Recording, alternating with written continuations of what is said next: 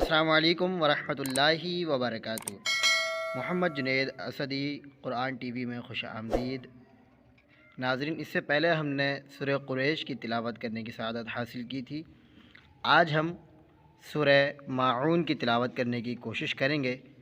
اس صورت میں 7 آیتیں اور 1 رکوع ہے، اور یہ صورت قرآن مجید فرقان حمید میں اما پارے کے اندر موجود ہے۔ آئیے سب سے پہلے ہم اس کی تلاوت کرتے ہیں، پھر اس کے بعد اس کو پڑھنے کی کوشش کریں گے۔ اعوذ باللہ من الشیطان الرجیم۔ أعوذ بالله من الشيطان الرجيم. بسم اللہ الرحمن الرحیم۔ بسم الله الرحمن الرحيم.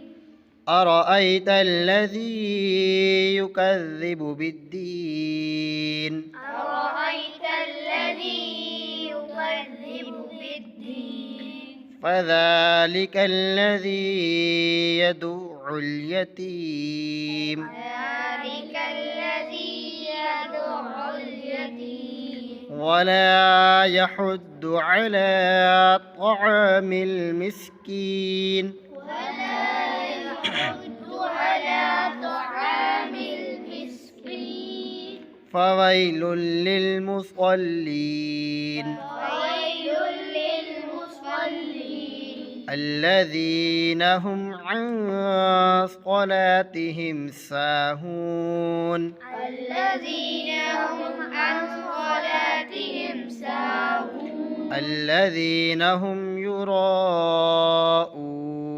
الذين هم يراءون ويمنعون الماعون ويمنعون الماعون. صدق الله العظيم۔ صدق الله العظيم.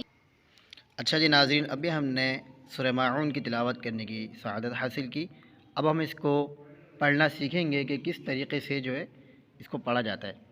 بسم اللہ الرحمن الرحیم۔ بسم الله الرحمن الرحيم. أرأيت الذي أرأيت الذي أرأيت الذي أرأيت الذي يكذب يكذب بالدين بالدين أرأيت الذي أرأيت الذي يكذب بالدين يكذب بالدين فذلك الذي فذلك الذي فذلك الذي فذلك الذي يدع اليتيم يدع اليتيم فذلك الذي فذلك الذي يدع اليتيم يدع اليتيم ولا يحض ولا يحض ولا يحض ولا يحض على على على طعام المسكين طعام المسكين ولا يحض على ولا يحض على طعام المسكين طعام المسكين فويل للمصلين فويل للمصلين فويل فويل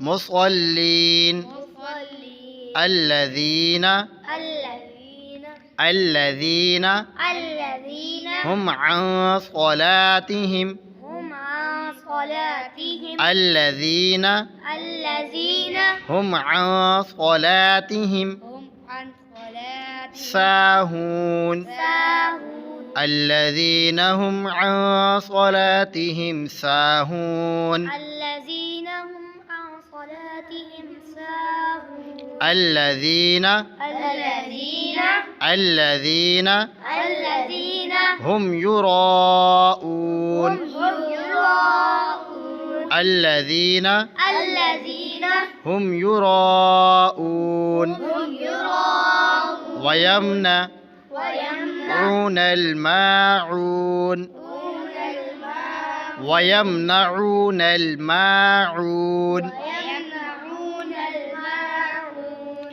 اچھا جی ناظرین، ہم نے سب سے پہلے پڑھا ارأیت الذی، تو حمزہ پر الف پر زبر ہے، اس کو ہم حمزہ پڑھیں گے، را پر زبر ہے، را کو پر پڑھیں گے، اور یا ساکن سے پہلے زبر ہے، یہاں پر یا لین کا قاعدہ ہو رہا ہے، اور لام پر تشدید ہے، 3 دندانوں والی شکل ہے، اس کو تشدید کہتے ہیں۔ تو ارأیت الذی، لام کو آپ نے دیکھا 2 مرتبہ پڑھا گیا ہے، تو تشدید کی بنا پر تا کو لام سے ملائیں گے اور لام کو اپنی حرکت کے مطابق پڑھیں گے، اور یا ساکن سے پہلے زیر ہے یا مدہ، اس کے بعد یا کے اوپر پیش ہے یا متحرک، کاف کو جو ہے زال سے ملا کر پڑھیں گے تشدید کی وجہ سے، اور زال کو اپنی حرکت کے مطابق پڑھیں گے۔ یکذب، با کے اوپر پیش ہے، پھر اس کے بعد بالدین، دال حرف قلقلہ مشدد، یا مدہ، اور یہاں پر مدلین عارض کا قاعدہ ہو رہا ہے۔ تو ناظرین، آپ کو یہ ویڈیو کیسی لگی آپ مجھے کمنٹس باکس میں لازمی بتائیے گا، اور اس ویڈیو کو لازمی دیکھیں اور آگے شیئر کریں۔